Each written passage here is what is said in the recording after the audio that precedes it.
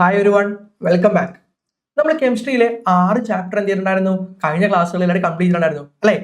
ഇന്ന് നമ്മൾ ഡിസ്കസ് ചെയ്യാൻ വേണ്ടി പോകുന്നത് 10ാം ക്ലാസ്സിലെ തന്നെ ഏറ്റവും അവസാന ചാപ്റ്റർ, കെമിസ്ട്രിയിലെ അവസാന ചാപ്റ്റർ ആയ നോൺ മെറ്റൽസ് ആണ് നമ്മൾ എന്ത് ചെയ്യാൻ വേണ്ടി പോകുന്നത്, ഡിസ്കസ് ചെയ്യാൻ വേണ്ടി പോകുന്നത്. അപ്പോൾ നമ്മൾ ഇതിനു മുമ്പുള്ള വീഡിയോകളിൽ എല്ലാത്തിലും നമ്മൾ എന്ത് ചെയ്തിട്ടുണ്ടായി, പല പല ചാപ്റ്റർ പല പല ക്വസ്റ്റ്യൻസ് ഒക്കെ എന്ത് ചെയ്തിട്ടുണ്ടായി, ഡിസ്കസ് ചെയ്തിട്ടുണ്ടായിരുന്നു. ഇന്നത്തോടെ നമ്മുടെ കെമിസ്ട്രിയിലെ ലാസ്റ്റ് ചാപ്റ്റർ നമ്മൾ എന്ത് ചെയ്യാൻ വേണ്ടി പോകുന്നത്, ഡിസ്കസ് ചെയ്യാൻ വേണ്ടി പോകുന്നത്. ഫസ്റ്റ് ക്വസ്റ്റ്യനിലേക്ക് പോയാലോ? Okay, what is the main material that is used in the manufacture of ammonia ഇൻഡസ്ട്രിയിൽ? നമുക്കറിയാം അമോണിയ നമ്മൾ രണ്ട് രീതിയിൽ എന്ത് ചെയ്യുന്നുണ്ട്, പ്രിപ്പയർ ചെയ്യുന്നുണ്ട് അല്ലെ? ലബോറട്ടറി പ്രിപ്പറേഷൻ പഠിക്കുന്നുണ്ട്, ഇൻഡസ്ട്രിയൽ പ്രിപ്പറേഷൻ പഠിക്കുന്നുണ്ട്. ഇവിടെ ചോദിച്ചിരിക്കുന്നത് എന്താണെന്ന് നോക്കി, ഇൻഡസ്ട്രിയലി അമോണിയ ഉണ്ടാക്കുമ്പോൾ നമുക്ക് എന്തെല്ലാം മെയിൻ മെറ്റീരിയൽസ് ആണ് വേണ്ടത് അല്ലെ? ഫസ്റ്റ് ഓഫ് ഓൾ ആ മെറ്റീരിയൽ എന്ന് പറയുമ്പോൾ നമ്മൾ ഇൻഡസ്ട്രിയൽ പ്രിപ്പറേഷൻ ഓഫ് അമോണിയ എന്താ വിളിക്കുക? ഓക്കെ, എന്താ വിളിക്കുക? ഹേബർ പ്രോസസ് അല്ലെ? ഓക്കെ, ഹേബർ പ്രോസസ് വിളിക്കാം. അപ്പൊ ഈ ഹേബർ പ്രോസസ്സിൽ നമുക്ക് വേണ്ട ആളുകൾ ആരൊക്കെയാണ്? രണ്ട് ആളുകൾ മതി. ആരൊക്കെയാണ്? നൈട്രജൻ ഗ്യാസും അതേപോലെ തന്നെ ഹൈഡ്രജൻ ഗ്യാസ്. കുഴപ്പമുണ്ടോ? അപ്പൊ N2 H2 നിങ്ങൾക്ക് നൈട്രജൻ ഗ്യാസ് എന്ന് എഴുതാം, അല്ലെങ്കിൽ N2 എന്ന് എഴുതാം, അല്ലെങ്കിൽ ഹൈഡ്രജൻ ഗ്യാസ് H2 എന്ന് എഴുതാം. ഓക്കെ അല്ലേ? ഫസ്റ്റ് വളരെ സിമ്പിൾ അല്ലേ? അപ്പൊ നോക്കാം, ഇതെന്താ പഠിച്ചിരിക്കുന്ന കൂടെ ഇൻഡസ്ട്രിയൽ പ്രിപ്പറേഷൻ ഓഫ് അമോണിയ ആണ്. ഇപ്പൊ ഫസ്റ്റ് ഓഫ് ഓൾ അറിഞ്ഞിരിക്കും ഇൻഡസ്ട്രിയൽ പ്രിപ്പറേഷന്റെ പേര് എന്താ വിളിക്കുക? ഹേബർ പ്രോസസ് എന്നും. അവിടെ വേണ്ട രണ്ട് മെറ്റീരിയൽസ് എന്താ പറയുക? N2 H2 ആണ്. നമുക്ക് അതിന്റെ റിയാക്ഷൻ എന്ന് വെറുതെ എഴുതി നോക്കിയാലോ? ഓക്കെ, നമുക്കറിയാം N2 plus 3H2 reversible arrows. നമ്മൾ ഈ ചാപ്റ്റർ പഠിക്കുന്ന ടേം ആണ്, റിവേഴ്സിബിൾ ആരോ ഇടുന്നുണ്ട് അല്ലെ? അതൊക്കെ വരുന്നുണ്ട്, നമുക്ക് നോക്കാം. 2NH3 plus heat. കുഴപ്പമുണ്ടോ? ഇതാണ് നമ്മൾ പഠിക്കുന്നത് ഹേബർ പ്രോസസ്സിന്റെ എന്ത് ഇക്വേഷൻ. കുഴപ്പമുണ്ടായില്ലേ? അപ്പൊ എന്താണ് റിവേഴ്സിബിൾ ആരോട് ഉദ്ദേശിക്കുന്നത്? നമ്മൾ ഈ ചാപ്റ്ററിൽ പഠിക്കുന്നുണ്ട് കെമിക്കൽ ഇക്വിലിബ്രിയം, അഥവാ ഇക്വിലിബ്രിയം ടേം പഠിക്കുന്നില്ലേ? ചില റിയാക്ഷൻസുകൾക്ക് എന്ത് ചെയ്യാൻ പറ്റും? Forward reaction. എന്താ ഫോർവേഡ് റിയാക്ഷൻ എന്ന് പറഞ്ഞാൽ റിയാക്ടൻസിന് എന്ത് ചെയ്യാൻ സാധിക്കും? പ്രൊഡക്റ്റ് ആയി മാറുകയും പ്രൊഡക്റ്റുകൾക്ക് തിരിച്ചെന്തായി മാറാൻ സാധിക്കും? റിയാക്ഷനായി മാറാൻ സാധിക്കും. അല്ലെങ്കിൽ 2 വേ ഡയറക്ഷനിലേക്ക് എന്ത് ചെയ്യുന്നുണ്ട്? റിയാക്ഷൻ നടക്കുന്നുണ്ട് അല്ലെ? അപ്പൊ ആ റിയാക്ഷൻ നമ്മൾ വിളിക്കുന്ന പേരാണെന്ന് പറഞ്ഞാൽ റിവേഴ്സിബിൾ റിയാക്ഷൻ വിളിക്കണം. Reversible reaction. അപ്പൊ ഈ തന്നിരിക്കുന്ന ഹേബർ പ്രോസസ് ഒരു റിവേഴ്സിബിൾ റിയാക്ഷൻ ആണ്. അത് നമുക്ക് മനസ്സിലാക്കണ്ടേ? അതിനു വേണ്ടിയാണ് നമ്മൾ എന്ത് ചെയ്തിരിക്കുന്നത്? ഈ ഒരു കൈൻഡ് ഓഫ് ആരോ നമ്മൾ എന്തെങ്കിലും കൊടുത്തിരിക്കുന്നത്. ഇതിന് നമുക്ക് എന്ത് വിളിക്കാം? റിവേഴ്സിബിൾ ആരോ എന്ന് വിളിക്കാം. ഓക്കെ, സിമ്പിൾ അല്ലേ കാര്യം? ഓക്കെ, നെക്സ്റ്റ് ക്വസ്റ്റ്യനിലേക്ക് പോയാലോ? നോക്കാം. What is chemical equilibrium? ഇപ്പൊ പറഞ്ഞോളൂ അല്ലെ? നമുക്കറിയാം ചില റിവേഴ്സിബിൾ റിയാക്ഷൻസിൽ എന്താ റിവേഴ്സിബിൾ റിയാക്ഷൻ പറഞ്ഞാൽ ഫോർവേഡും ഉണ്ട് ബാക്ക്വേർഡ് ഉണ്ട്. അപ്പൊ നമുക്ക് എപ്പോഴാണ് കെമിക്കൽ ഇക്വിലിബ്രിയത്തിലേക്ക് എത്താൻ വരിക? Rate of forward reaction becomes equal to rate of forward reaction becomes equal to rate of backward reaction അല്ലെ? എന്താ അതിന്റെ അർത്ഥം? എന്താ ഉദ്ദേശിക്കുന്നത്? എന്താണത്? നമുക്കറിയാം എത്രത്തോളമാണ് ഫോർവേഡ് റിയാക്ഷൻ നടക്കുന്നത് അത്രയും തന്നെ എന്ത് ചെയ്യുന്നുണ്ട്? ബാക്ക്വേർഡ് റിയാക്ഷൻ നടക്കുമ്പോൾ അത് തമ്മിൽ ഈക്വൽ ആകുമ്പോൾ ആ സ്റ്റേറ്റിനെ വിളിക്കുന്ന പേരാണെന്ന് പറഞ്ഞാൽ കെമിക്കൽ ഇക്വിലിബ്രിയം. എന്താ വിളിക്കുക? Chemical equilibrium. കുഴപ്പമുണ്ടോ? അപ്പോ വാട്ട് ഈസ് കെമിക്കൽ ഇക്വിലിബ്രിയം? റിയാക്ഷനിലുള്ള റേറ്റ് ആരുടെ? ഫോർവേഡ് റിയാക്ഷൻ റേറ്റും ബാക്ക്വേർഡ് റിയാക്ഷൻ റേറ്റും ഈക്വൽ ആകുമ്പോൾ നമുക്ക് പറയാം അവരെന്താണ്? കെമിക്കൽ ഇക്വിലിബ്രിയത്തിലാണ്. ഓക്കെ അല്ലേ? നെക്സ്റ്റ് ക്വസ്റ്റ്യനിലേക്ക് പോകാലോ? നോക്കിയാൽ what is the name of industrial process used to manufacture sulphuric acid അല്ലെ? നേരത്തെ ഇതിനെ കുറിച്ച് പറഞ്ഞോടാ, ഹേബർ പ്രോസസ് ആണ്. ആ പ്രിപ്പറേഷൻ ആണ് ഇൻഡസ്ട്രിയൽ പ്രിപ്പറേഷൻ ഓഫ് അമോണിയ. നമ്മൾ ഇവിടെ ഡിസ്കസ് ചെയ്യാൻ വേണ്ടി ആരെ കുറിച്ചാണ് ഈ ചോദ്യം? ഇതിനെ കുറിച്ചാണ്. Sulphuric acid. ഫസ്റ്റ് സൾഫ്യൂരിക് ആസിഡിന്റെ ഫോർമുല നോക്കിയാൽ എന്താ?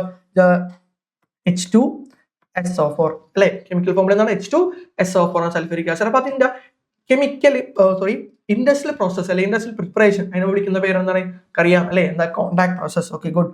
എന്താ വിളിക്കുക? Contact process. ഓക്കെ, നമുക്കറിയാം കോൺട്രാക്ട് പ്രോസസ്സിൽ പ്രത്യേകം ശ്രദ്ധിക്കുക. ഒരു 4 സ്റ്റെപ്പോളം ഉണ്ട് നമുക്കവിടെ പഠിക്കാനായിട്ട്. ഓക്കെ, ആ 4 സ്റ്റെപ്പിലോളം നമ്മൾ എന്ത് ചെയ്യുന്നുണ്ട്? അങ്ങനെ ഘട്ടം ഘട്ടമായിട്ട് നമ്മൾ ആരെ പ്രിപ്പയർ എടുക്കുന്നത്? നമ്മുടെ ഈ പറയുന്ന സൾഫ്യൂരിക് ആസിഡ് പ്രിപ്പയർ എടുക്കുന്നത്. അപ്പൊ അതിൽ പ്രത്യേകം നോക്കാം, അതിൽ ഒരു സ്റ്റെപ്പിൽ ഒരു റിയാക്ഷൻ സെറ്റ് ഓഫ് റിയാക്ഷൻ മാത്രമേ എന്തായിട്ടുള്ളൂ? റിവേഴ്സിബിൾ ആയിട്ടുള്ളൂ. ബാക്കിയൊക്കെ എന്താണ്? അപ്പോൾ ഇറിവേഴ്സിബിൾ ആണ്. നമുക്ക് അടുത്ത ക്വസ്റ്റ്യൻ വരെ നമുക്ക് നോക്കാം. Okay, what is the basicity of an acid? നമ്മൾ ഈ ചാപ്റ്ററിൽ പഠിക്കുന്ന മറ്റൊരു ടേം നമുക്ക് 9ാം ക്ലാസ്സിൽ പഠിക്കുന്നുണ്ട്. നമ്മൾ ഈ ഒരു ചാപ്റ്റർ കൂടി പഠിക്കുന്ന ഒരു കാര്യമാണെന്ന് പറഞ്ഞാൽ ബേസിസിറ്റി ഓഫ് ആൻ ആസിഡ് അല്ലെ? ഒരു ആസിഡിന്റെ ബേസിസിറ്റി എന്താണ്? വളരെ സിമ്പിൾ ആണ്. ഒരു ആസിഡ് എത്ര H+ അയോൺസ് ആണ് റിലീസ് ചെയ്യുന്നത് ആ എണ്ണത്തിന് നമുക്ക് എന്താണ് കൺസിഡർ ചെയ്യാം? ബേസിസിറ്റി എന്ത് ചെയ്യാം? കൺസിഡർ ചെയ്യാം. കുഴപ്പമുണ്ടോ? ഓക്കെ, ഒരു ആസിഡ് എന്താണ് എത്ര H+ ആണ് എന്ത് ചെയ്യുന്നത്, അല്ലെങ്കിൽ എത്രത്തോളം H+ അയോൺസ് ആണ് ലിബറേറ്റ് ചെയ്യുന്നത്, റിലീസ് ചെയ്യുന്നത്, അതിന് നമുക്ക് എന്ത് വിളിക്കാം? ബേസിസിറ്റി ഓഫ് ആൻ ആസിഡ് എന്ന് വിളിക്കാം. നമുക്ക് ജസ്റ്റ് ഒരു എക്സാമ്പിൾ നോക്കാം. ഞാൻ എടുക്കുന്ന HCl, നമുക്കറിയാനുള്ള പേരാണ് ഹൈഡ്രോക്ലോറിക് ആസിഡ് അല്ലെ? ഓക്കെ, ഈ HCl എന്ന് പറയുന്ന ആള് അയോൺസ് ആയി മാറുമ്പോൾ എന്തൊക്കെയാവും? H+ഉം Cl- ആവും. അതുപോലെ തന്നെ നോക്കി H2SO4 ആണെങ്കിൽ അയാൾ എന്തൊക്കെയായി മാറും? 2H+. നമുക്ക് ഇവിടെ 2H ഇല്ലേ? So 2H+ plus SO4 2 minus അല്ലെ.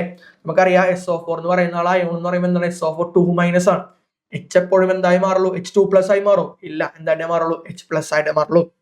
സോ നമുക്ക് ഇവിടെ 2H plus plus SO4 2 minus ഉള്ളതിലേക്ക് മാറിയിട്ടുണ്ട്. കുഴപ്പമുണ്ടായില്ലേ? നോക്കാം, ഈ കാണുന്ന HCl എത്ര H പ്ലസ് അയോൺസിനെ റിലീസ് ചെയ്തിട്ടുണ്ട്? ഒരെണ്ണം അല്ലേ.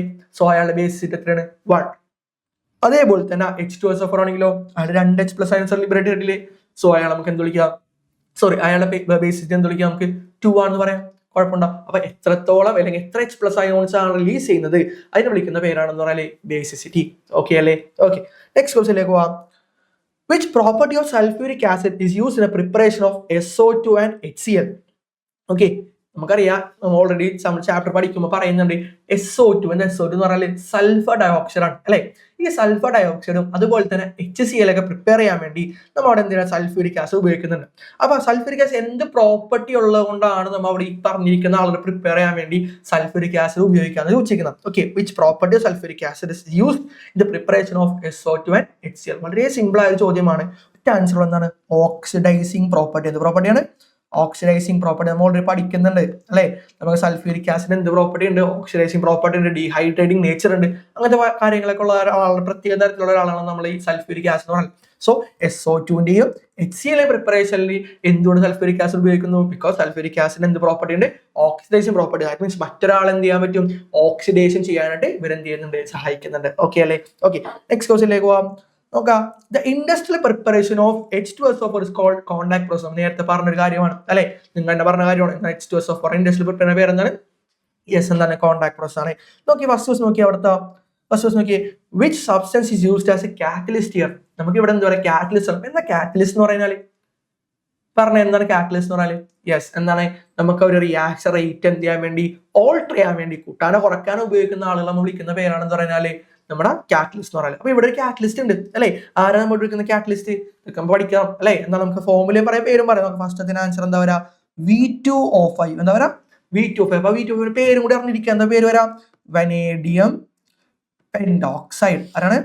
വനേഡിയം പെൻഡോക്സൈഡ് എന്ന കാറ്റലിസ്റ്റ് ആണ് നമ്മൾ ഇവിടെ ഉപയോഗിക്കുന്നത്, കോണ്ടാക്ട് പ്രോസസ്സിൽ എന്ത് ചെയ്യുന്നത്? ഉപയോഗിക്കുന്നത്. ഓക്കെ അല്ലേ കാര്യം? ഓക്കെ, രണ്ടാമത്തെ ക്വസ്റ്റ്യൻ നോക്കിയാൽ രണ്ടാമത്തെ എന്താ പറയുക?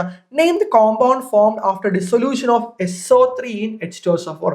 നമ്മളെ കോണ്ടാക്ട് പ്രോസസ്സിൽ ഒരു സ്റ്റെപ്പാണ് നമ്മൾ ഉണ്ടാകുന്ന SO3 ആരാണ്? Sulphur trioxide. സൾഫർ ട്രയോക്സൈഡ് എന്തിലേക്ക് ഡിസോൾവ് ചെയ്യുക? H2SO4 ഡിസോൾവ് ചെയ്തിട്ട് നമുക്കൊരു കോമ്പൗണ്ട് ഉണ്ടാവും. ആ കോമ്പൗണ്ട് ആരാണ് വെച്ചിരിക്കുന്നത്? ആരാണ് ആ കോമ്പൗണ്ടിന്റെ പേരാണ് എന്ത്? ഓലിയം. എന്താ വിളിക്കുക? ഓലിയം. കുഴപ്പമുണ്ടോ? ഓലിയത്തിന്റെ ഫോർമുല എഴുതി വെക്കുക, H2S2O7. H2S2O7. കുഴപ്പമുണ്ടായില്ലേ? ഓക്കെ, അടുത്ത് നോക്കി, what is it's molecular formula? Molecular formula ഇവിടെ എഴുതിയിട്ടുണ്ട്. സോ നോക്കാം, H2S2O7 എന്നാണ്.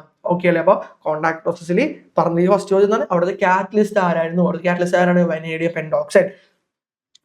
ഫോർമുലയും നമ്മൾ എഴുതിയിട്ടുണ്ടെന്നാണ് V2O5 എന്നാണ്. രണ്ടാമത്തെ ചോദിച്ചിരിക്കുന്നതാണ് compound form. Name the compound. Name ചോദിച്ചിരിക്കുക, പിന്നെ നെയിം എഴുതി ഓലിയം. കുഴപ്പമുണ്ടോ? ഇനി മൂന്നാമത്തെ ചോദ്യം എന്താ വെച്ചാൽ what is it's molecular formula? Molecular formula എന്താണ്? H2S2O7. എങ്ങനെ ഉണ്ടാവും ഈ H2S2O7? SO3 എന്തിലേക്കാവുമ്പോഴാണ്? H2SO4ലേക്ക്. ഞാൻ റിയാക്ഷൻ എഴുതുന്നത് ശ്രദ്ധിക്കുക. SO3 എന്തിലേക്കാണ്? H2SO4ലേക്ക് ഡിസൊല്യൂഷൻ ചെയ്യുമ്പോൾ ഉണ്ടാകുന്ന കോമ്പൗണ്ട് ആണ് ആര്? H2S2O7. കുഴപ്പമുണ്ടോ? ഇതെന്ത് ചെയ്യാ? അറിഞ്ഞിരിക്കാതെ സ്റ്റെപ്പ്. ഓക്കെ, നെക്സ്റ്റ് ക്വസ്റ്റ്യനിലേക്ക് പോകാലോ. ഇത്രയും കാര്യം ക്ലിയർ അല്ലേ? ഓക്കെ, നോക്കാം. Name chemical equation for the preparation of ammonia in Haber process given below. നമ്മൾ ഓൾറെഡി എഴുതിയ ഇക്വേഷൻ തന്നിട്ടുണ്ടെന്നാണ്. N2 + 3H2 gives 2NH3 reversible ആയിരം അവിടെ അങ്ങനെ വന്നിരിക്കുന്നുള്ളൂ. Okay, to get more ammonia in this equilibrium. നമുക്ക് എക്സാമിന് ചോദിക്കാൻ തരത്തിലുള്ള ഒരു ഇമ്പോർട്ടന്റ് ചോദ്യമാണിത്. ഓക്കെ, എന്താണ് ടു ഗെറ്റ് മോർ അമോണിയ? ഈ ഒരു ഇക്വിലിബ്രിയം ഇവിടെ നമുക്ക് റിവേഴ്സിബിൾ ആയിരം കേട്ടോ. ഓക്കെ, റിവേഴ്സിബിൾ ആയിരം. അപ്പൊ ഇതൊരു ഈ ഇക്വിലിബ്രിയത്തിൽ എനിക്ക് ഒരുപാട് അമോണിയ ഉണ്ടാകണമെങ്കിൽ what changes are to be done in the concentration of N2 and H2? N2യുടെ കോൺസെൻട്രേഷനിലും NH3യുടെ കോൺസെൻട്രേഷനിലും എന്ത് വ്യത്യാസം വരുത്തിയാലാണ് എനിക്ക് ഈ ഇക്വിലിബ്രിയത്തിൽ നിന്ന്, കറന്റ് ഉള്ള ഈ ഇക്വിലിബ്രിയത്തിൽ നിന്ന് എനിക്ക് ഒരുപാട് അമോണിയ കിട്ടാൻ സാധിക്കുക അല്ലെങ്കിൽ ഉണ്ടാക്കാൻ സാധിക്കാൻ വെച്ചിരിക്കുന്നത്? എന്താ ചെയ്യേണ്ടത്? നമുക്കറിയാം ഇവിടെ N2 എന്ന് പറയുന്ന ആളാണ് റിയാക്ടൻസ് അല്ലേ. നമ്മൾ ഇക്വേഷൻ ഒന്നുകൂടെ എഴുതാം.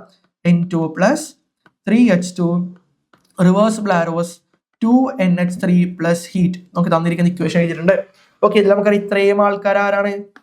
റിയാക്ടൻസ് ആണ്. ആരാണ്? റിയാക്ടൻസ് ആണ്. അതേപോലെ തന്നെ ഇത്രയും ആൾക്കാർ ആരാണ്? നമ്മളെ പ്രൊഡക്റ്റ് ആണ്. കുഴപ്പമുണ്ടോ? ഓക്കെ, അപ്പൊ ഞാൻ ഇത് മനസ്സിലാക്കിയിട്ടുണ്ട്. അപ്പൊ നമുക്കറിയാം ക്വസ്റ്റ്യനിലേക്ക് വരാം. What changes are to be done in the concentration അളവില് അല്ലെ, ആരളവിലാണ്? Of N2 and NH3.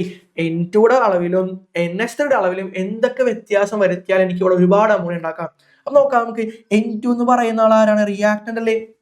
അപ്പൊ റിയാക്ടന്റ് എന്ത് ചേഞ്ച് വരുത്തിയാൽ കുറെ അമോണിയ ഉണ്ടാക്കാം? അമോണിയ പ്രൊഡക്റ്റ് ആണ്.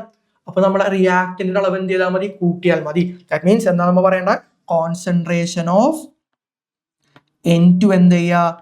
ഇൻക്രീസ് ചെയ്താൽ നമുക്ക് എന്ത് ചെയ്യാൻ പറ്റും? നമ്മുടെ മോർ അമോണിയ നമുക്ക് അവിടെ എന്ത് ചെയ്യാം? പ്രൊഡ്യൂസ് ചെയ്യാം. ഓക്കെ അല്ലേ? അതുപോലെ തന്നെ നമുക്ക് NH3 കേസ് ഉണ്ട്. NH3 പക്ഷെ ആരാണ്? റിയാക്ടന്റ് ആണോ? അല്ല, അയാൾ ആരാണ്? പ്രൊഡക്റ്റ് ആണ്. അപ്പൊ പ്രൊഡക്റ്റ് ആണെങ്കിൽ നമുക്ക് പ്രൊഡക്റ്റിനെ കൂട്ടിക്കഴിഞ്ഞാൽ എന്ത് സംഭവിക്കും? അവിടെ ബാക്ക്വേർഡ് റിയാക്ഷൻ നടക്കുള്ളൂ. അവിടെ വല്ല എന്താണ് നമുക്ക് കൂടുതൽ അമോണിയ ഉണ്ടാവും? ഇല്ല. അവിടെ നമ്മൾ ചെയ്യണത് റിമൂവ് ചെയ്യാം. അമോണിയൻ എന്ത് ചെയ്യുക? റിമൂവ് ചെയ്യാം. നമുക്ക് ഒരുപാട് അമോണിയ ഉണ്ടാകണമെങ്കിൽ, പ്രൊഡക്റ്റ് ആയ അമോണിയ ഒരുപാട് ഉണ്ടാകണമെങ്കിൽ ഉണ്ടായിക്കൊണ്ടിരിക്കുന്ന അമോണിയ നമ്മൾ എന്ത് ചെയ്യുക? അവിടെ നിന്ന് മാറ്റിക്കൊണ്ടിരിക്കാം. സോ നമുക്ക് വേണമെങ്കിൽ ചെറുതായിട്ട് ഇങ്ങനെ പറയാം, കോൺസെൻട്രേഷൻ ഓഫ് NH3 നമുക്ക് എന്ത് ചെയ്യാം? ഡിക്രീസ് ചെയ്യാം. എന്ത് ചെയ്യാം? ഡിക്രീസ്. ദാറ്റ് മീൻസ് അവിടെ എന്ത് ചെയ്യാം? കുറക്കാം, അല്ലെങ്കിൽ നമുക്ക് അവിടെ റിമൂവ് ചെയ്യാം. ഓക്കെ, ഡിക്രീസ് ഓർ റിമൂവ് നമുക്ക് വേണമെങ്കിൽ പറയാം. കുഴപ്പമുണ്ടാവും. അപ്പൊ നമ്മൾ മാറ്റി, പിന്നെ ഒരു എക്സാമ്പിൾ പറയുകയാണെങ്കിൽ നമ്മൾ റിയാക്ടൻസ് പ്രൊഡക്റ്റ് കൊടുത്തിട്ടുണ്ട്. ഓക്കെ, റിയാക്ടന്റ് അളവ് കൂടിക്കഴിഞ്ഞാൽ ഇവിടെ ഇക്വിലിബ്രിയം ഉണ്ടാവും? ഇനി ഇല്ല. അപ്പൊ റിയാക്ടൻസ് എല്ലാം കൂടി എന്തായി മാറും? പ്രൊഡക്റ്റ് ആയിട്ട് മാറും. അപ്പൊ നമ്മൾ തിരിച്ച ഒരു ഇക്വിലിബ്രിയത്തിലേക്ക് നമ്മൾ ഏഷ്യാനെ പ്രിൻസിപ്പിൾ പഠിക്കുന്നുണ്ട്. ഓക്കെ, ഇനി പ്രത്യേകം നോക്കാം. ഇവിടെ പറയുക NH3 മാറ്റിയാൽ എന്താ സംഭവിക്കുക? ഇവിടെ എന്റെ ഈ കയ്യിലാണെന്ന് എന്ത് വിചാരിക്കാം? പ്രൊഡക്റ്റ് ആയ NH3 ഉള്ളത്, ഇവിടെ റിയാക്ടനുള്ളത്. ഞാൻ ഈ കാണുന്നത് ഇതിനെ മാറ്റി. ആരാ? നമ്മുടെ പ്രൊഡക്റ്റ് ആയ NH3 മാറ്റി. ഇവിടെ കറന്റ് ഇപ്പൊ ആര് മാത്രമേ ഉള്ളൂ? റിയാക്ടന്റ് മാത്രമേ. സോ റിയാക്ടന്റ് സുഖമായിട്ട് എന്തായി മാറാൻ പറ്റും? പ്രൊഡക്റ്റ് ആയി മാറാൻ പറ്റും. ഫോർവേഡ് റിയാക്ഷൻ നടക്കും. സോ നമുക്കിവിടെ ചോദിച്ചിരിക്കുന്നതാണ് എന്തൊക്കെ ചേഞ്ചസ് എവിടെ വരുത്തണം? നമ്മുടെ കോൺസെൻട്രേഷൻ ഓഫ് N2 NH3 നടത്തിയാൽ മോർ അമോണിയ ഉണ്ടാക്കാം. എന്തൊക്കെ ചെയ്താൽ മതി? N2 റിയാക്ടന്റ് ആയതുകൊണ്ട് N2യുടെ കോൺസെൻട്രേഷൻ കൂട്ടുകയും NH3 പ്രൊഡക്റ്റ് ആയതുകൊണ്ട് NH3യുടെ കോൺസെൻട്രേഷൻ കുറയ്ക്കുകയോ അല്ലെങ്കിൽ റിമൂവ് ചെയ്ത് കഴിഞ്ഞാൽ നമുക്ക് അവിടെ എന്ത് ചെയ്യാം? ഒരുപാട് അമോണിയ നമുക്ക് ഉണ്ടാക്കാൻ സാധിക്കും. ഓക്കെ അല്ലേ? Okay, at what temperature the yield will be more? Why? നമുക്കറിയാം ഈ തന്നിരിക്കുന്ന പ്രൊഡക്റ്റിന്റെ അവിടെ ആരുണ്ട്? ഹീറ്റില്ലേ. ദാറ്റ് മീൻസ് ഈ റിയാക്ഷൻ എന്താണ്? ഈ റിയാക്ഷൻ എന്താണ്? ഒരു എക്സോതെർമിക് റിയാക്ഷൻ ആണ്. റിയാക്ഷൻ ആണ് എക്സോതെർമിക് റിയാക്ഷൻ. നമ്മൾ പഠിക്കുന്നുണ്ട് എക്സോതെർമിക് റിയാക്ഷൻ ആണെങ്കിൽ എന്താണെങ്കിലാണ്? എക്സോതെർമിക് റിയാക്ഷൻ ആണെങ്കിൽ അവിടെ എന്ത് ചെയ്യണം? ലോ ടെമ്പറേച്ചർ വേണം. എന്ത് വേണം? Low temperature. സോ നമ്മളിവിടെ ഉപയോഗിക്കുന്ന ഒരു ഒപ്റ്റിമം ടെമ്പറേച്ചർ ഉണ്ട്. എന്താ ഒപ്റ്റിമം ടെമ്പറേച്ചർ? മാക്സിമം ഈൽഡ് തരുന്ന ടെമ്പറേച്ചർ ആണ് ഒപ്റ്റിമം ടെമ്പറേച്ചർ. നമ്മൾ ഒപ്റ്റിമം ടെമ്പറേച്ചർ ഉപയോഗിക്കുന്നത് 450 ഡിഗ്രി സെൽഷ്യസ് ആണ്. എത്ര ഉപയോഗിക്കുന്ന? 450 ഡിഗ്രി സെൽഷ്യസ്. കാരണം എന്താണ്? ഇവിടെ അറ്റ് വാട്ട് ടെമ്പറേച്ചർ എത്രയാണ്? 450 ഡിഗ്രി സെൽഷ്യസ് ആണ് ഉപയോഗിക്കുന്നത്. എന്താണ് കാരണം? അവിടെ ഈ തന്നിരിക്കുന്ന നമ്മുടെ ഹേബർ പ്രോസസ് എന്താണ്? ഒരു എക്സോതെർമിക് റിയാക്ഷൻ ആണ്. സോ മോർ അമോണിയ ഉണ്ടാകണമെങ്കിൽ അവിടെ ടെമ്പറേച്ചർ എന്തെങ്കിലും കുറക്കണം. പക്ഷെ നമുക്ക് വളരെയധികം എന്ത് ചെയ്യാൻ പറ്റില്ല? കുറക്കാൻ സാധിക്കില്ല. സോ നമ്മൾ എടുക്കുന്നത് എന്താണ്? ഒരു ഒപ്റ്റിമം ടെമ്പറേച്ചർ. ഒപ്റ്റിമം ടെമ്പറേച്ചർ എത്ര? 450 ഡിഗ്രി സെൽഷ്യസ്. ഓക്കെ അല്ലേ? ഡൗട്ട് ഉണ്ടെങ്കിൽ എന്തെങ്കിലും? ഓക്കെ, നമ്മൾ ഒരുപാട് കാര്യങ്ങൾ അവിടെ എന്ത് ചെയ്യുന്നുണ്ട്? പറയുന്നുണ്ട്. നെക്സ്റ്റ് ക്വസ്റ്റിലേക്ക് പോവാം. A few drops of concentrated sulfuric acid is dropped into sugar taken in a watch glass. അല്ലെ, ഒരു വാച്ച് ഗ്ലാസ്സിൽ എന്തെടുത്തിട്ടുണ്ട്? കുറച്ച് എന്തിട്ടുണ്ട്? ഷുഗർ എടുത്തിട്ടുണ്ടായിരുന്നു അല്ലെ. അതിലേക്ക് നമ്മൾ ഓൾറെഡി പഠിച്ച ഒരു എക്സ്പെരിമെന്റ് ആണ്. അതിലേക്ക് എന്ത് ആഡ് ചെയ്തിട്ടുണ്ടോ? H2SO4 ആഡ് ചെയ്തിട്ടുണ്ട്. സൾഫ്യൂരിക് ആസിഡ്, എങ്ങനത്തെ കോൺസെൻട്രേറ്റഡ് സൾഫ്യൂരിക് ആസിഡ് അവിടെ എന്തിട്ടുണ്ട്? ആഡ് ചെയ്തിട്ടുണ്ട്. What is your observation? പറഞ്ഞ് എന്തായിരിക്കും അവിടെ സംഭവിക്കുന്നത്? നമ്മൾ ഓൾറെഡി പഠിച്ച കാര്യമുള്ളത് നമുക്കറിയാം. നമുക്ക് ഈ പറഞ്ഞിരിക്കുന്ന നമ്മുടെ പഞ്ചസാര അല്ലെ, ഷുഗർ എന്ന് പറയുന്ന ആൾക്ക് എന്താണ്? വൈറ്റ് ക്രിസ്റ്റൽസ് ആണ് അല്ലെ. ഇതിലേക്ക് നമ്മുടെ ഈ പറഞ്ഞിരിക്കുന്ന കോൺസെൻട്രേറ്റഡ് സൾഫ്യൂരിക് ആസിഡ് വീണ് കഴിഞ്ഞാൽ എന്ത് സംഭവിക്കും? നമ്മുടെ ആ വൈറ്റ് മാറി എന്തായി മാറും? ബ്ലാക്ക് ആയി മാറുന്നതായി കാണാൻ പറ്റും അല്ലെ. പഠിച്ചത് അതായത് നമുക്ക് എന്താ പറയാ? അപ്പൊ വാട്ട്സ് ഒബ്സർവേഷൻ എന്താണ്? നമ്മുടെ ഷുഗർ എന്ത് സംഭവിക്കും? Turns black. ഓക്കെ, നമുക്ക് ബ്ലാക്ക് കളർ ആയിട്ട് മാറുന്നത് കാണാൻ പറ്റും. Okay, which property of H2SO4 Sean here? അത് വളരെ ഇമ്പോർട്ടന്റ് ആണ്. ഏത് പ്രോപ്പർട്ടിയാണ്? ഏത് പ്രോപ്പർട്ടിയിലാണ് പഠിക്കുന്നത്? ഏത് പ്രോപ്പർട്ടിയിൽ പഠിക്കണം? യെസ്, എന്തിനാണ് പഠിക്കുന്നത്? നമ്മുടെ ഡീഹൈഡ്രേറ്റിംഗ് പ്രോപ്പർട്ടി. പ്രോപ്പർട്ടിയാണ് ഡീഹൈഡ്രേറ്റിംഗ് പ്രോപ്പർട്ടി. അതെ അല്ലെ. എന്താ ഡീഹൈഡ്രേറ്റിംഗ് പ്രോപ്പർട്ടി എന്ന് പറഞ്ഞാൽ H2SO4ന്റെ നമുക്കറിയാം H2SO4 എന്നുള്ള കഴിവുണ്ട്?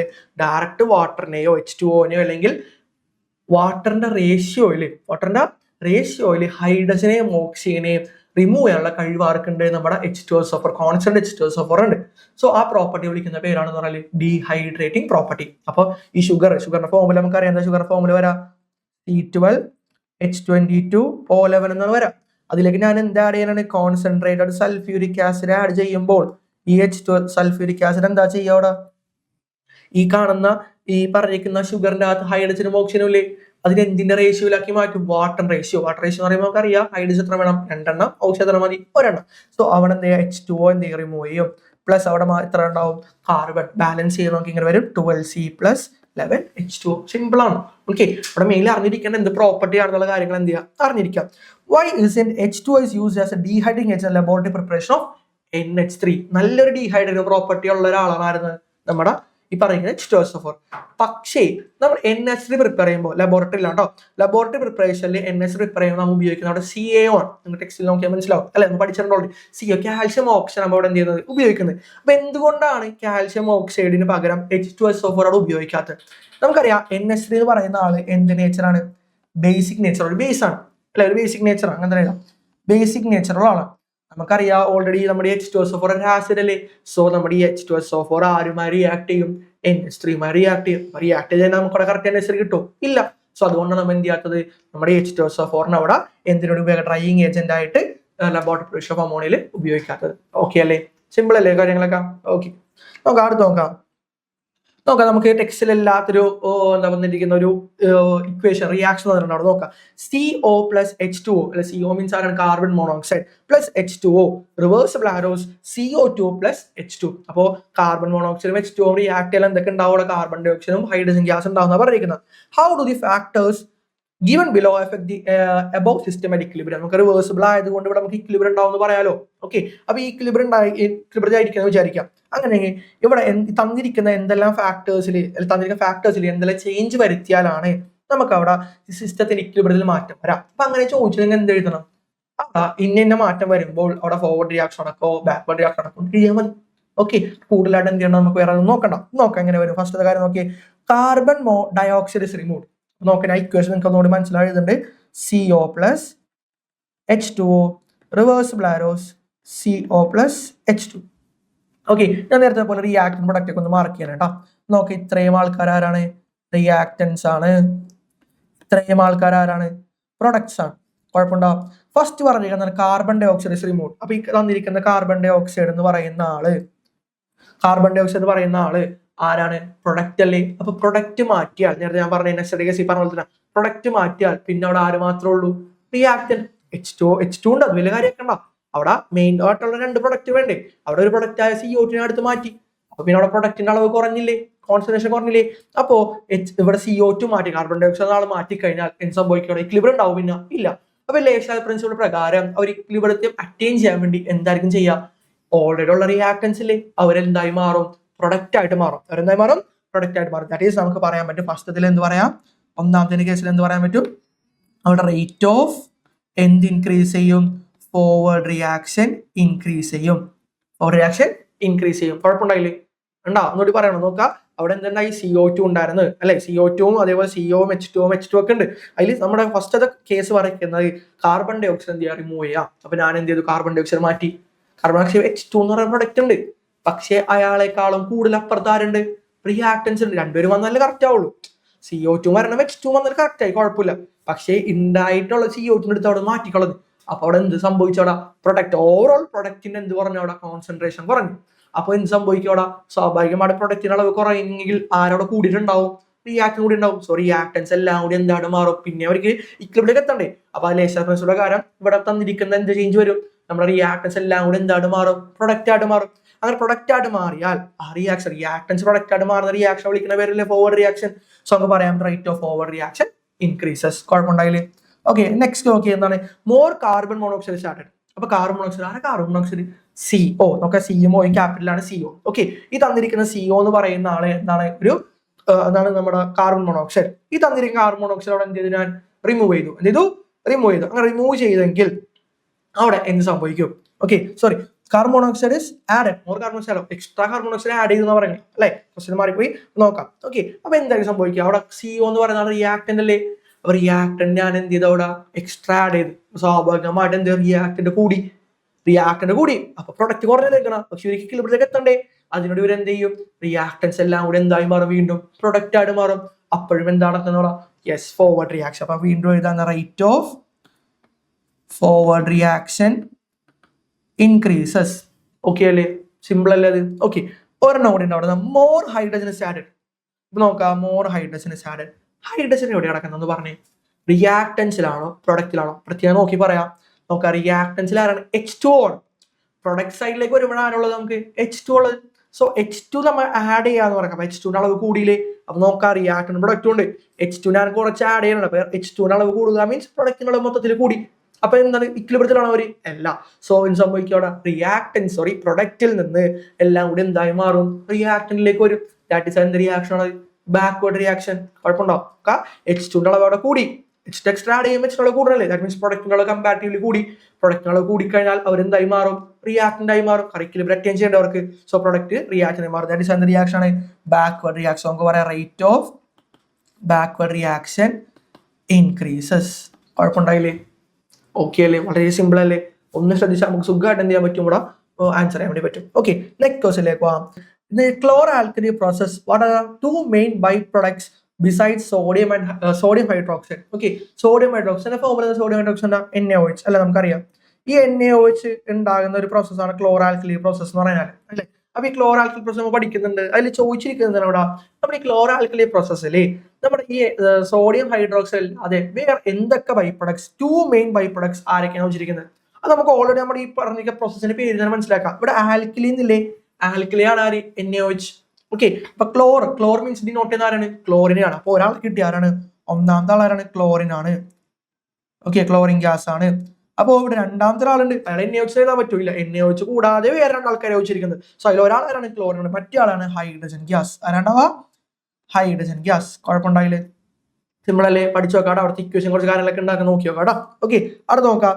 What are the primary, secondary and micronutrients required by plants?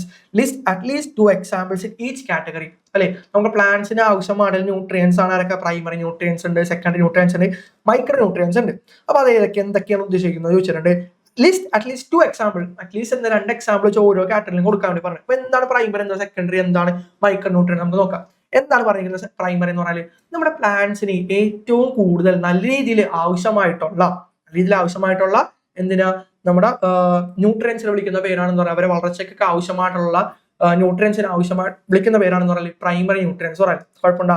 അതുപോലെ തന്നെ എന്താ സെക്കൻഡറി ന്യൂട്രിയൻസ് പറഞ്ഞാൽ മോഡറേറ്റഡ്, കുറച്ചളവിൽ മാത്രം എന്ത് ചെയ്താൽ മതി, ആവശ്യം മതി അവർക്ക്. പ്ലാന്റിന് വളരാനായിട്ട് കുറച്ച് അളവിൽ മാത്രം, മോഡറേറ്റ് അളവിൽ മാത്രം എന്ത് മതിയെങ്കിൽ നമ്മുടെ ഈ പറഞ്ഞിട്ടുള്ള ന്യൂട്രിയൻ മതിയെങ്കിൽ അവർ വിളിക്കുന്ന പേരാണെന്ത് സെക്കൻഡറി ന്യൂട്രിയൻ. അതുപോലെ തന്നെ മൈക്രോ ന്യൂട്രിയൻ, അതായത് മൈക്രോ നമുക്ക് പ്രൈമറി ഒരുപാട് അളവിൽ വേണം, സെക്കൻഡറി മോഡറേറ്റ് മതി. അപ്പൊ മൈക്രോ ന്യൂട്രിയൻ വളരെ കുറച്ച് അളവിൽ മാത്രം, വളരെ കുറച്ച് അളവിൽ മാത്രം അവർക്ക് എന്ത് മതി, പ്ലാന്റ്സിന് ഈ ടൈപ്പ് ഓഫ് ന്യൂട്രിയൻസ് മതിയെങ്കിൽ അവർ വിളിക്കുന്ന പേരാണെന്ന് മൈക്രോ ന്യൂട്രിയൻ. കുഴപ്പമുണ്ടാ. അപ്പൊ പ്രൈമറി, സെക്കൻഡറി, പിന്നെ മൈക്രോ ന്യൂട്രിയൻ. അപ്പൊ നമുക്ക് ഓരോന്നിന്റെ എക്സാമ്പിൾ നോക്കാം. പ്രൈമറിയുടെ എക്സാമ്പിൾ നോക്കാം. പ്രൈമറിക്ക് നമുക്ക് എക്സാമ്പിൾ വരുന്ന ആരൊക്കെ നോക്കാം. അടിച്ചു വെക്കാം. നൈട്രജനും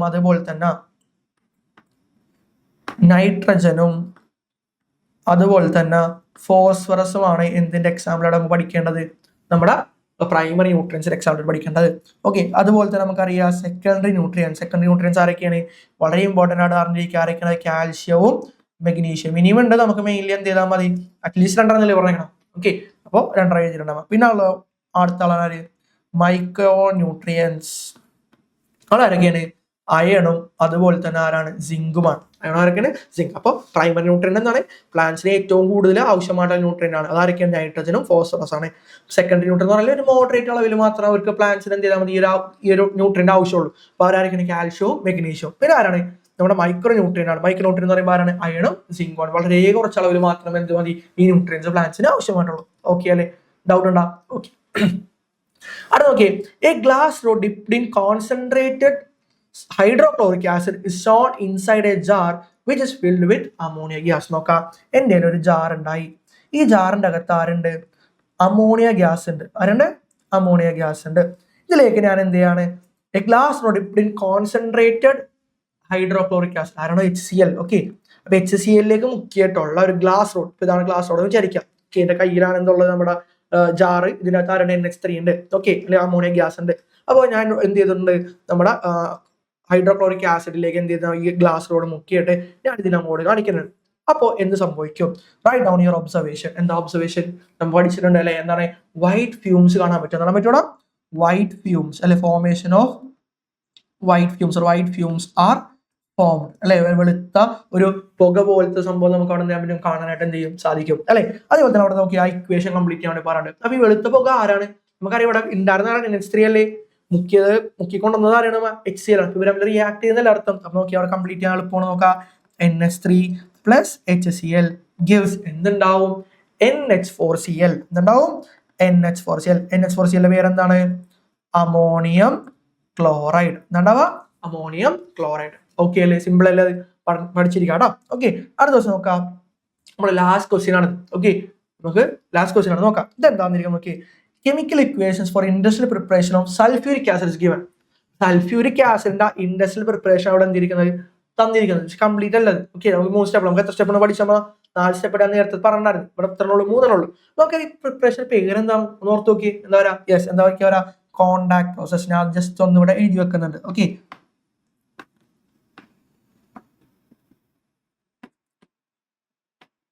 കോണ്ടാക്ട് പ്രോസസ്. കുഴപ്പമുണ്ടോ? Okay, name the compound H2SO2 form during this compound. പഠിച്ച കാര്യമാണ് അല്ലെ? H2H2O7 പേരെന്താണ്? ഓക്കെ, എന്താണ് അതിന്റെ പേര്? ഒന്നാമത്തെ പേര് എന്താണ്? അപ്പോ വോളിയം നമുക്കറിയാം. ഓക്കെ, രണ്ടാമത് എന്താ വന്നിരിക്കുന്നത് അവിടെ? In which other name this acid is known as. പഠിച്ചു വെക്കാടാ. എന്താണ് വേറെ പേരില്ലേ? ഓക്കെ, വേറെ ഏത് പേരിലാണ് ഈ ഒരു ആസിഡ് അറിയപ്പെടുക? എന്താണ് ഇതിനറിയപ്പെടുന്നതാണ്? Fuming sulphuric acid. എന്താ വിളിക്കുക? Fuming sulphuric acid. പഠിച്ചു നോക്കണോടാ. Fuming sulphuric acid. കുഴപ്പമുണ്ടായില്ലേ? ഓക്കെ, തേർഡ് ക്വസ്റ്റ്യൻ നോക്കി. Name the products form during the dehydration reaction of sulphuric acid with sugar. നേരത്തെ പറഞ്ഞ കാര്യമാണ്. നമുക്കറിയാം, ഷുഗറിലേക്ക് സൾഫ്യൂരിക് ആസിഡ് ഇട്ട് അവിടെ ഡീഹൈഡ്രേഷൻ നടക്കുമെന്ന് പറഞ്ഞില്ലേ? വാട്ടർ പോകുന്നില്ലേ? ചോദിച്ചേക്കടെ എന്താണ് അങ്ങനെ സമയത്ത് നെയിം ദ പ്രൊഡക്ട്സ് ഫോം. അവിടെ ഈ ഷുഗറിലേക്ക് സൾഫ്യൂരിക് ആസിഡ് ആഡ് ചെയ്താൽ അവിടെ എന്തൊക്കെ പ്രൊഡക്റ്റ് ഉണ്ടാവും? നേരത്തെ ഇക്വേഷൻ വരെ എഴുതിയാണ്. എന്ത് പ്രൊഡക്റ്റ് ഉണ്ടാവും പഠിച്ചില്ലേ? ആരൊക്കെയാണ്? യെസ്, ആരൊക്കെയാണ്? ഒന്നാമത്തെ ആരാണ്? കാർബൺ അല്ലെ? പിന്നെ ആരുണ്ടാവും എന്ന് പഠിച്ചാൽ വാട്ടർ ഉണ്ടാവും. നമ്മൾ നേരത്തെ എഴുതിയാൽ ജസ്റ്റ് ആ ഇക്വേഷൻ വേണമെങ്കിൽ ഇവിടെ ഒന്നുകൂടെ എഴുതാം. C12H22O11. അതിന് ഞാൻ എന്ത് ചെയ്തു?